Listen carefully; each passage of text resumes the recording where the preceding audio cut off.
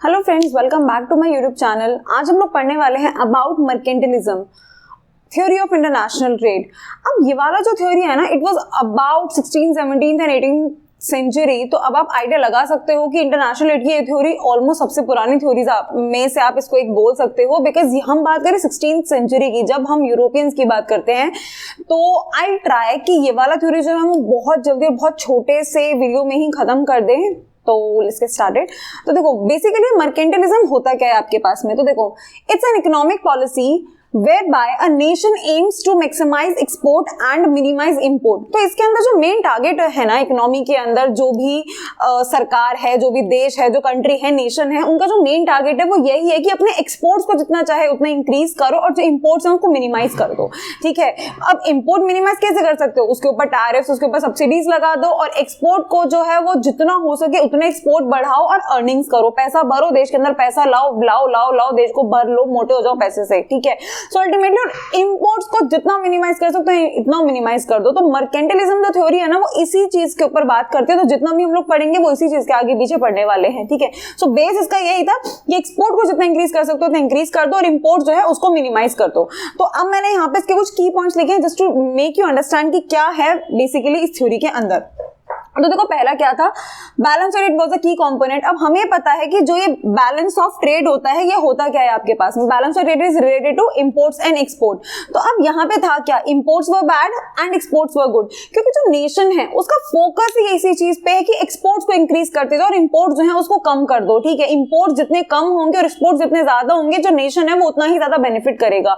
सीधी बात है ना, अगर मैं सेल ही सेल करती जाऊँ, ठीक है, और उसके एक्सचेंज में मुझे दूसरी चीजें परचेज नहीं करनी पड़ती, तो मेरे पास अर्निंग आए जा रही है। तो वही उनका मेन टारगेट था। और जो बैलेंस ऑफ ट्रेड है that is obviously related to import and export. आगे हमारे पास में based on controlling gold in order for colonies to pay for its large armies and expand its empire। अब देखो, होता क्या था पहले, जब हम बात करें यूरोपियंस के जमाने की, तो जो गोल्ड सिल्वर था ना, ये बहुत इंपॉर्टेंट था। ट्रांजैक्शंस जो होते थे ना, वो गोल्ड और सिल्वर में ही होते थे। यानी कि अगर मैं वहां पे एक्सपोर्ट कर रही हूँ तो इन एक्सचेंज मुझे वहां से गोल्ड सिल्वर ये चीजें मिलने वाली हैं। तो अब जब उस टाइम की जब हम बात कर रहे हैं, वहां पे जहां पे कॉलोनीज एस्टैब्लिश किए जाते थे, कॉलोनिस्ट होते थे जो कि अपनी कॉलोनीज बनाते थे, जो कंट्रीज हैं उनको। अब होता ये था कि जिस कंट्री के पास में सबसे ज्यादा गोल्ड सिल्वर इनका कलेक्शन होगा, वो उतनी ही ज्यादा स्ट्रॉन्ग, उतनी ज्यादा वेल्दी तो वो है, और उतनी ही ज्यादा जो स्ट्रॉन्ग इकोनॉमी है वो कंसिडर की जाएगी। तो जो इकोनॉमी इसी उनका मेन टारगेट यही होता था कि ज्यादा से ज्यादा गोल्ड और सिल्वर है उसको लेके आओ। अब एक बात सोचो कि अगर हम एक्सपोर्ट के साथ साथ इंपोर्ट भी करने लग जाते, ठीक है, या इंपोर्ट भी करने लग जाए, तो इंपोर्ट के साथ होगा क्या भाई, अगर मैं एक्सपोर्ट कर रही हूं तो मेरे यहां से गोल्ड मेरे पास आ रहा है, बट अगर साथ में मैं इंपोर्ट भी कर रही हूं तो वो चीज जा भी तो रही है ना मेरे पास में। बट अगर मैं एक्सपोर्ट करती रहूं तो मेरे पास में मैन्युफैक्चरिंग करो और एक्सपोर्ट करते रहो। अब मैन्युफैक्चरिंग करके एक्सपोर्ट अगर हम करते रहेंगे तो मेरे पास गोल्ड और सिल्वर आता जा रहा है। तो उससे क्या हो रहा है, मेरी कंट्री की जो वेल्थ है वो इंक्रीज हो रही है और डोमेस्टिकली मेरी जो कंट्री है वो बहुत ज्यादा ग्रो करेगी, क्योंकि गोल्ड और सिल्वर को हम यूटिलाइज करने वाले कहां पे, अपने नेशन के अंदर, अपनी कंट्री के अंदर, जो हमने यहाँ पे भी मेंशन किया है, एक्सपेंड इट्स एम्पायर, अपनी आर्मीज है उनको बढ़ाओ। अगर मेरे पास पैसा होगा तो मैं अपनी आर्मी को, अपने उसको बढ़ाने वाली ना, उन चीजों को किसकी हेल्प से वो इंक्रीज कर सकती हूँ मैं, गोल्ड और सिल्वर की हेल्प से। तो इसीलिए उनका मेन टारगेट यही था कि एक्सपोर्ट करते जाओ और टैरिफ सब्सिडीज लगाओ। इंपोर्ट अगर हो रहा है तो इंपोर्ट अगर टैरिफ सब्सिडीज लगाएंगे तो वो और एक्सपेंसिव हो जाएगा, जिससे कि इंपोर्ट जो है वो रिड्यूस हो जाएगा अल्टीमेटली। तो मेन टारगेट यही था कि गोल्ड और जो सिल्वर है उसका कलेक्शन करो, अपनी इकोनॉमी को वेल्दी करो, बढ़ाओ, तरक्की करो। आगे है at the core of mercantilist, sorry for my pronunciation if I'm wrong, belief was that one nation could only benefit and another nation expense। ये another key point, एक इसका टैगलाइन काइंड ऑफ कह सकते हो कि एक नेशन बेनिफिट सिर्फ तब कर सकता है अगर दूसरे वाले नेशन को नुकसान हो रहा है। कॉमन सेंस है ना, मैं एक्सपोर्ट करती जा रही हूँ, ए और बी दो कंट्री हो गए हैं, कहाँ पे ड्रॉइंग बनाऊं, ठीक है, ए और बी ये दो कंट्री है हमारे पास में। अब ये क्या कर रहे हैं, एक्सपोर्ट करते रहो, एक्सपोर्ट सामान जाए जा रहा है हमारे पास में, यहाँ से आ कुछ भी नहीं रहा है। अब ये क्या कर रहे हैं, ये इनको इन गोल्ड और सिल्वर दे रहे हैं यहाँ पे, लेकिन यहाँ से गोल्ड और सिल्वर कुछ भी नहीं जा रहा। अब एक कंट्री को बेनिफिट मिल रहा है, क्यों बेनिफिट मिल रहा है, वो वहां पे एक्सपोर्ट जो है वो किए जा रहे हैं, यहाँ पे जितना भी पैसा है वो जाता जा रहा है, एक्सपोर्ट्स होते जा रहे हैं। ठीक है, तो गोल्ड और सिल्वर यहाँ से यहाँ रहा है, इनका खर्चा हो रहा है, इसका खर्चा नहीं हो रहा, ये मैन्युफैक्चरिंग कर रहा है और सामान एक्सपोर्ट कर रहे हैं, तो खर्चा किसका हो रहा है? खाली बी का खर्चा हो रहा है। बेनिफिट किसको मिल रहा है? ए को बेनिफिट मिल रहा है। सो वन नेशन, अगर मैं इस नेशन की बात करूं, one nation which is a could only benefit at another nation expense, यानी कि ये बेनिफिट, ये वेल्दी कब हो सकता है, स्ट्रॉन्ग कब हो सकता है? जब दूसरी वाली कंट्री है, जब वो अपना खर्चा करती रहेगी तो, क्योंकि अगर उसने भी अर्निंग शुरू कर दी करनी, तो साथ में इसका जो प्रॉफिट है वो कम हो जाएगा ना। अगर मैं लेके चलूं इंपोर्ट एक्सपोर्ट का, अगर मैं बैलेंस लेके चलूं, तो अगर मेरे पास से भी जाने वाला तो बैलेंस तो मेरा कम हो ही जाएगा ना, वो मार्जिन। सो अल्टीमेटली इस थ्योरी का टारगेट यही था, इस थ्योरी का कहना यही था कि भाई अगर मुझे बेनिफिट करना है तो सामने वाले को नुकसान तो भुगतना ही पड़ेगा। जितना सामने वाला नुकसान करेगा, जितना वो खर्चा करेगा, बेसिकली नॉट नुकसान, जितना वो खर्चा करेगा उतना ही ज्यादा मुझे बेनिफिट मिलेगा। अभी ये तो था इसके की पॉइंट जो हम बात करते हैं। अगर मैं इसका थोड़ा बहुत अगर आपको हिस्ट्री की तरफ जाऊं, तो इसका हिस्ट्री भी वही था जो ये इकोनॉमी थी, जो हम सॉरी ये वाली जो थ्योरी थी, वो हम बात करें 16 to 18 सेंचुरी की। सो बेसिकली कब से कब तक का हो गया? 1500 to 1800, ठीक है।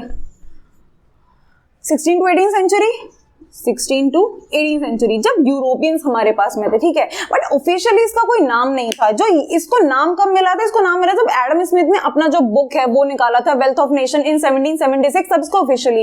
अब उन्होंने इस चीज के ऊपर फोकस किया था, उन्होंने ये बताया था कि जो ये थ्योरी, ये जो इकोनॉमिस्ट थे, मर्सेंटाइलिस्ट थे, इनका मेन एम क्या था? इनका मेन एम यही था कि एक्सपोर्ट को इंक्रीज करो और इम्पोर्ट्स को जो है वो रिड्यूस कर दो। क्यों?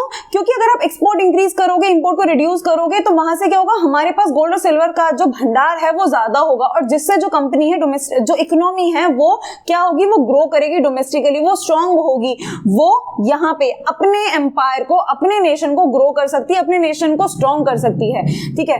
सो now we will see that how mercantilism works, क्योंकि अभी तक तो हमने इसको थ्योरेटिकली पढ़ा था कि कैसे कैसे होता है, जो कंट्री है वो किस तरीके से एक्सपोर्ट ज्यादा करती है, इंपोर्ट को कम करती है। तो उसका रीजन मैंने आपको बता दिया कि क्या रीजन था, किस तरीके से करते हैं। कि इंपोर्ट को कम करने के लिए सिंपल क्या करो? टैरिफ इंक्रीज कर दो, सब्सिडीज लगा दो, तो बेसिकली बैरियर्स को बढ़ा दो इंपोर्ट पे। और अगर बैरियर्स ज्यादा हो जाएंगे इंपोर्ट पे, तो वो ऑटोमेटिकली कम होना स्टार्ट हो जाएगा, और अपने एक्सपोर्ट को जान लगा के इंक्रीज करो। तो ये जो पूरा का पूरा हम तक हमने कंसेप्ट पढ़ा है, we'll try to understand it by a basic diagram, not a basic one. I think ये थोड़ा सा कॉम्प्लिकेटेड दिख रहा है, but it's very easy to understand. देखो, सबसे पहले हम बात करते हैं हमारी मदर कंट्री की। मदर कंट्री आप कोई भी ले सकते हो। जैसे हम यूरोपियंस की बात करें तो हम यूरोप को ही काउंट कर रहे थे, जैसे हम ब्रिटिश की। देखो, एक सिंपल सा बेसिक एग्जांपल हम लोगों ने बहुत बार उसमें पढ़ा है कि जब हम प्री इंडिपेंडेंस टाइम पीरियड की बात करते हैं, तो किस तरीके से ब्रिटिशर्स करते थे। वो यही काम तो करते थे ना इंडिया से, कि रॉ मटेरियल यहाँ से लिया, उसको कम रेट्स पे रॉ मटेरियल को लिया, वहां पे फिनिश गुड्स रेडी किए, और फिर आके उसको हाई प्राइसेस पे सेल किया। तो वही काम एग्जैक्टली हम उसी टॉपिक के बारे में हम बात कर रहे हैं। There is a mother country. अब यहाँ पे उसने 2 कॉलोनी स्टैब्लिश किए। जैसे इंडिया जो था वो कॉलोनी बन चुका था ना, उसी तरीके से यहाँ पे 2 नेशन है। हमने लिए कॉलोनी ए, कॉलोनी बी। अब जो ये मदर कंट्री है, ठीक है, वो मदर कंट्री क्या कर रही है? हम एक के साथ बात करते हैं कि जब इस मदर कंट्री ने इस कॉलोनी ए के साथ क्या किया? Import raw material low prices. इस नेशन से इन्होंने रॉ मटेरियल लिया, ठीक है, कम प्राइस पे रॉ मटेरियल को खरीद लिया। अभी वहां पे क्या किया? यहाँ पे इन्होंने मैन्युफैक्चरिंग किया अपनी कंट्री में। उस मैन्युफैक्चरिंग को करने के बाद में वापस वहां पे एक्सपोर्ट किया हाई प्राइसेस पे, कि export finish goods at high prices, ठीक है, कि यहाँ से रॉ मटेरियल ले लिया लो प्राइसेस पे और फिर उनको एक्सपोर्ट किया हाई प्राइसेस पे। सेम उन्होंने कॉलोनी बी के साथ किया, सेम उन्होंने कॉलोनी बी के साथ किया, कि इंपोर्ट कर ले रॉ मटेरियल लो प्राइसेस पे और एक्सपोर्ट किया फिर उसको हाई प्राइसेस पे, ठीक है। अब इससे क्या हुआ? अब सबसे बड़ी चीज, ऐसा क्यों नहीं भाई, ये दोनों आपस में ही खेल लेना, आजा तू और मैं आपस में गेम खेल लेते, हमें नहीं चाहिए ये, नहीं। सिंपल सा चीज है, ये कॉलोनिस्ट है, ये मदर कंट्री है, वो कंट्रोल कर रहे हैं इन दोनों को, ठीक है। इन दोनों का ट्रेड आपस में रिस्ट्रिक्ट है, यानी कि ये दोनों आपस में ट्रेड कर ही नहीं सकते। इनका जो ट्रेड पॉसिबल है वो इसी के साथ पॉसिबल है। अब यही तो प्रॉब्लम थी सारी के साथ। प्रॉब्लम चल क्या रही थी? ये तो प्रॉब्लम चल रही थी कि वो आपस में ट्रेड करके वो बेनिफिट ले ही नहीं पा रहे। ट्रेड यहाँ पे रिस्ट्रिक्टेड है, जैसे इंडिया के ऊपर भी रिस्ट्रिक्शन थे ना, कि उसको एटलीस्ट इतना % तो सिर्फ ब्रिटिश के साथ ट्रेड करना ही करना पड़ेगा। हम लोगों ने ऑलमोस्ट सभी ने पढ़ा हुआ है अबाउट प्री इंडिपेंडेंस पीरियड जो इंडिया की सिचुएशन थी, चाहे वो एग्रीकल्चर फील्ड में हो, चाहे वो इंडस्ट्रीज में हो, बट हमने वो सिचुएशंस पढ़ा है, उसी के बारे में यहाँ पे बात कर रहे हैं कि उसका आपस में ट्रेड डिस्ट्रिक्ट है, वो ट्रेड सिर्फ इसी के साथ कर सकते हैं। और यही रीजन था कि जो ये कॉलोनी से बेचारे हमेशा नुकसान में ही जाए जा रहे थे, ठीक है। अब इनसे बेनिफिट कौन ले रहा है? अल्टीमेटली ये बेनिफिट ले रहे हैं। बेनिफिट क्या हो रहा है? कल gold, silver, any other metal currencies, क्योंकि हमने अभी बात की थी ट्रांजैक्शंस हो रही थी वो इन मेटल करेंसीज के साथ में ही हो रही थी।